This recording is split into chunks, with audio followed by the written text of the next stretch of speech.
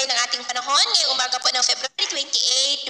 2025. Sa ngayon po ay patuloy pa rin na hanging amihan ang umiiral sa malaking bahagi ng Luzon at Visayas, pero hindi na po yan kasi lamig ng dati. Indikasyon po yan na nalalapit na po tayo natutungo sa transition period ng tag-init season, habang ang shear line naman ay nakaka-apekto po ngayon lalo na sa silangan po ng Mindanao. At sa ating long range forecast, consistent pa rin na walang bagyo na namamataan na tatawid po sa ating kalupaan for the next 2 weeks, pero hindi pa rin inaalis ang posibilidad na may sama ng panahon na mabubuo sa silangan ng ating bansa sa susunod po ng mga araw. At sa lagay ng ating panahon, ngayong madaling araw ay maayos ang panahon sa malaking bahagi ng bansa, pero may tsansa pa rin ng mga cloudy skies with isolated rain sa mga lugar na malapit sa dagat. Diyan po sa ilang bahagi ng Aurora, Infanta, Lobo, Marinduque, Aklan, Abuyog, Surigao Provinces, Davao Oriental at Misamis Oriental. At mamaya po ay sisikat naman ang araw sa malaking bahagi ng bansa, pero may tsansa pa rin ng mga cloudy skies with isolated rain sa ilang mga bahagi ng Batangas, Calapan, Tawi-Tawi,